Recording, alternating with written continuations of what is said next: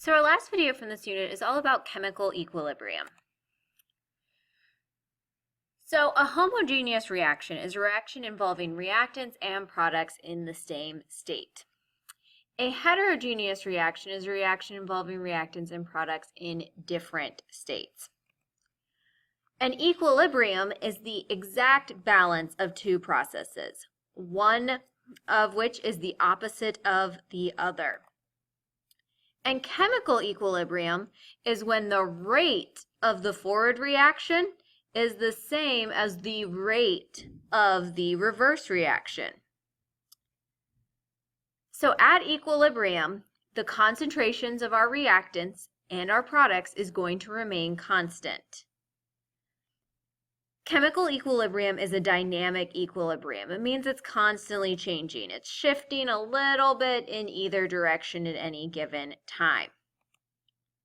Now, this does not mean that you have the same amount of reactants and products. It just means that the amount that you have of them remains relatively constant. However, you might have more product than you have reactant, but it always stays that way. So let's talk a little bit more about equilibrium. So we have this chemical reaction here. H2O plus CO produces H2 plus CO2. And we can see from our double arrow that that means that that reaction goes backwards and forwards. So equilibrium will occur when the rate of the forward reaction is the same as the rate of the reverse reaction. So the rate at which we are making H2 and CO2 is the same as the rate at which we are making H2O and CO. When the concentration of all of our reactants and products remains constant, meaning however much water we have is the concentration we always have, however much hydrogen we have is the concentration we always have. But that does not mean that they are equal. I still might have more water than I have hydrogen, but that one is always going to be the same amount more. And it is a dynamic state where our reactants constantly are changing into products and our products are constantly changing into reactants. So here are some graphs for you representing our equilibrium here. So we have our forward rate and our reverse rate are equal. That is equilibrium. The rate at which our reactants become products and our products become reactants are the same. We also have no change in concentration. However, you can see the concentration of products is higher than the concentration of reactants, but it stays the same. It's not increasing or decreasing, just like our amount of reactants is not increasing or decreasing. So as far as the equilibrium expression is concerned, we can format chemical equations in a general format of lowercase a plus lowercase b uppercase b produces lowercase c plus lowercase d uppercase d, where our uppercase A, B, C, and D are our chemical substances, H2O, CO2, all of those things we've been learning about. And our lowercase A, B, C's, and D's are our coefficients, those big numbers that we put in front of things when balancing our chemical equations. And the equilibrium expression is K, which is equilibrium, equals the concentration of one of our products raised to its coefficient, our other product raised to its coefficient divided by the concentration of one of our reactants raised to its coefficient and our other concentration of our other reactant raised to its coefficient. It basically boils down to products over concentration of products over reactants, and then you raise everything to its coefficient. Once again, remember our square brackets indicate concentration, and that's given to us in molarity. And K is a constant, and it is called the equilibrium constant. And it is used to describe the equilibrium of a reaction. So once a reaction is at equilibrium, its K stays the same. Once again, equilibrium reaction from the previous slide. So solids and liquids are not included in the equilibrium expression. So when you're looking at a chemical equation, if you notice something as a solid or a liquid, you cross it out, you're not going to include it in this expression. And this is because the concentration of solids and liquids cannot change, so we ignore them because their concentration isn't going to affect our K at all. So let's look at some together. So I just want you to write the equilibrium expression for the following reaction. We're not getting numbers involved yet.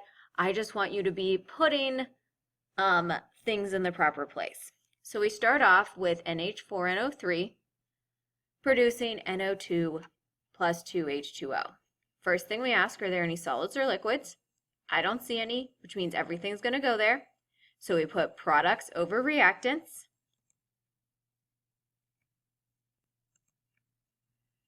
So we get N2O, one of our products, next to our other product, H2O, and we raise that to the second power because it has the 2 coefficient, and then underneath we put our 1 reactant.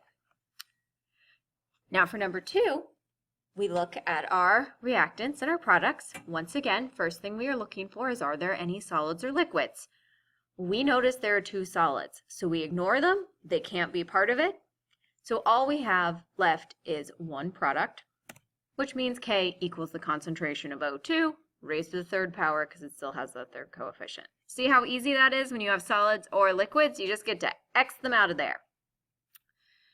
Now in this one, we look at our reactants and our products. We cancel out any solids or liquids, and then we're going to put reactants over products. So this one is 1 over the concentration of CO2 because we canceled out our 1 product, but we can't have just a fraction with nothing on top, so we put a 1. Now that you know how to put all of these into their formulas, there are numbers associated with them that you need to be able to do. But that's just entering into your calculator, which you've been doing a lot lately, so I know you can do it. So suppose we have the reaction, nitrogen gas plus 3 chlorine gas produces 2 nitrogen chlorides, also a gas. So it is determined the equilibrium concentrations of nitrogen are 0.000104 molar.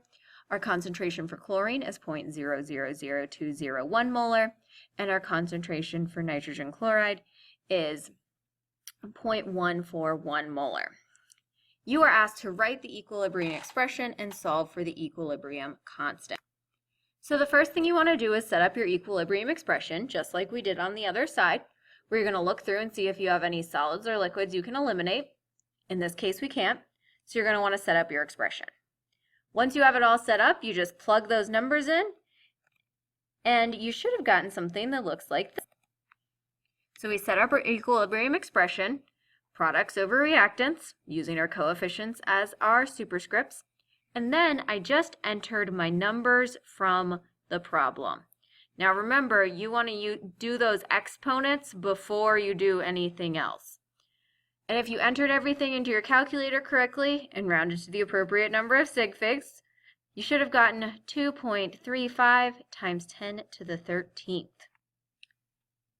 If you didn't get that number, 2 reasons. Either you didn't set up this part right, or you're entering something into your calculator wrong. Try entering what I have here. If you're still not getting the right number, come talk to me tomorrow so I can show you how to enter it in your properly into your calculator. Remember, parentheses are your best friend. Now there are some conditions that can affect these reaction rates. So for the nature of reactants, substances vary greatly in their tendency to react depending on their bond strengths and structures. And they're only going to affect our reaction rate, not actual equilibrium. But some things are just more willing to react than others are. You can also have catalysts and inhibitors, which we already talked about, but they're once again only going to affect rate but not equilibrium because they can affect the rate of both the forward and the reverse reaction, either speeding it up if it's a catalyst or slowing it down if it's an inhibitor. Pressure also can affect the reaction rate. If you increase pressure, it means an increase in the number of collisions, and you know collisions are what are called chemical reactions, so it's going to increase the rate of reaction as we increase the pressure, and if we decrease the pressure, it decreases the rate of reaction. And concentration. More molecules means more collisions, so if we increase concentration, this increases the rate of reaction. If we decrease concentration, this decreases the rate of reaction. And our last one is temperature. Higher temperature means higher speeds, which means more collisions, which means our reaction happens faster. So increased temp, increased rate of reaction, decreased temp, decreased rate of reaction. And this brings us to LeChatelier's principle. And the LeChatelier's principle is also called the equilibrium law, but regardless, it states when stress is applied to a system, the system will shift in an effort to offset that stress and establish a new equilibrium. Except LeChatelier wasn't talking about the kind of stress when you're really stressed out for your test you have next period. He's talking about stress in terms of pressure or temperature or increased concentration, all those things we talked about on the previous slide. So stress is a change in concentration, pressure, or temperature. Pure solids and liquids, along with catalyst inhibitors, do not affect equilibrium. So when we're changing them in some way, they're not going to affect our equilibrium because they weren't affecting in the first place. But these stressors, concentration, pressure, and temperature, will cause the forward or the reverse reaction to change, which is going to shift our equilibrium in one direction or the other. So the shift will be towards the products, or products are favored to the right, or towards the reactants, reactants favored, or to the left. All of those mean the same thing, it just depends on how you want to think about it. So let's look at change in concentration. We have N2 plus 3H2 producing 2NH3. All of them are gases, so our solid liquid gas doesn't factor in here. So if concentration is increased, the equilibrium will shift away from the increase, so in the opposite direction of the increase. So if more of a substance is added, the system will shift in a way that will use up the substance that has been added. So if the concentration is decreased, the equilibrium will shift towards the decrease. The opposite is true. So if a substance is removed, the system will shift in a way that will produce more of that substance. So let's take a look at what that means in a practical sense. Same formula as before.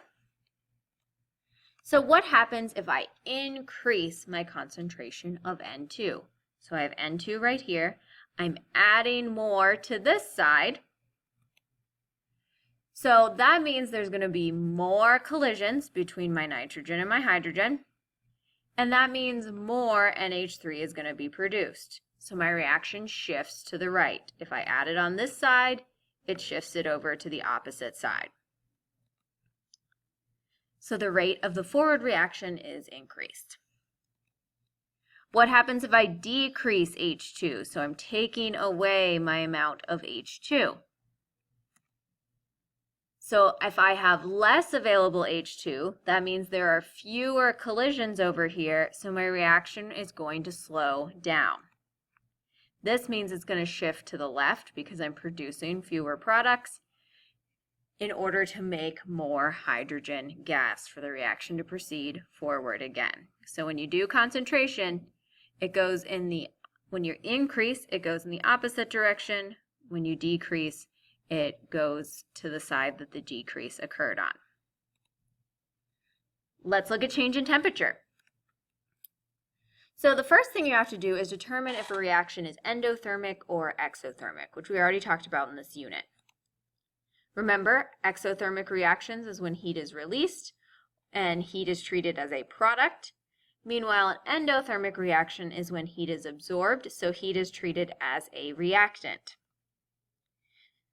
It's easiest if you think of heat as a reactant or product, even though it's really not. It helps to think that way. So we have our same reaction as before, but we've added in our heat that has been released. It is a product. So we have our exothermic reaction here. So as far as our reaction being endo or exothermic, it is exothermic because the heat is released and it's on the product side. So what's going to happen if this reaction is heated? So we're going to add heat. It's going to shift to the left because it's shifting in the opposite direction that we have our heat in. So I already have heat being released over here, so if I add more heat, it's going to shift it over there. Last one, change in pressure. So a change in pressure will only affect a reaction with gases. It's not going to affect our solids or liquids. If the pressure is decreased, the reaction will shift to the side with more moles of gas. And remember, coefficients are used to determine the number of moles. Less pressure allows for more space for gas. If the pressure is increased, the reaction will shift to the side with fewer moles of gas. That's because more pressure allows for less space for the gas. So let's look at this more specifically. Same reaction as before, they're all gases, so let's get to it. So what happens if I increase the pressure? So it's going to shift to the side with fewer moles. So that means in this example, it is going to shift to the right because this side has 4 moles. 1, 2, 3, 4. And that side only has 2 moles. It's held by that 2. What happens if I decrease the pressure? The solution will shift to the side with more moles. In this example, that's over here, because as we already said, there's 4 moles over here. Here's some questions for you. Which way would the reaction shift if more pure liquid is added to the reactants? There would be no shift, because remember, solids and liquids do not affect our equilibrium. Which way would the reaction shift if a catalyst was added to the reactants? There would be no shift because catalysts and inhibitors do not count towards our reaction equilibrium. So let's look at some more LeChatelier's examples. So we have the formula 2H2 gas plus O2 produces 2H2O gas plus 95 kilojoules. So using the reaction above, determine which way the reaction will shift with the following stressors. Add O2, remove H2, decrease pressure, and increase temperature. Pause this video and come back when you're done. You're telling me whether it's going to shift to the left towards our reactants or if it's going to shift to the right towards our products. All right, let's see how you did. Adding O2 is going to shift it towards the right. We're going away from what is added. Removing H2 is going to shift it to the left towards what is removed because that's how concentration works. If we decrease pressure, it's going to go towards the side with more moles, which is the left side. And if we increase the temperature, since it is an exothermic reaction, it's going to go towards the reactants. Let's try another one. You have this reaction here.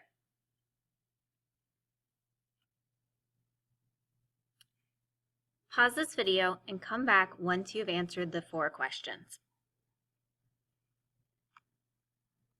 All right. For 1, you should have gotten no effect because KClO3 is a solid. And remember, pure solids and liquids do not affect equilibrium. As far as 2 is concerned, it would be to the right because O2 was removed. And for number 3, for an increased pressure, it's going to go to the left side because that's the side with fewer moles. And for the number 4, increased pressure, it's going to go towards the right because it's endothermic, so it's going to go towards the products.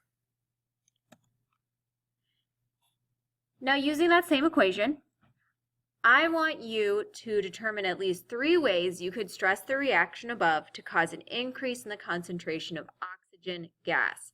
So you are trying to make more oxygen gas, or really just more products in general. Now, I'm not going to click a next slide. You have to come up with them on your own. You're welcome to go back and rewatch the video if you need help coming up with 3. By the way, just writing down concentration, temperature, and pressure will not allow you to use your notes tomorrow. So make sure to come up with some good ones. Have a good evening.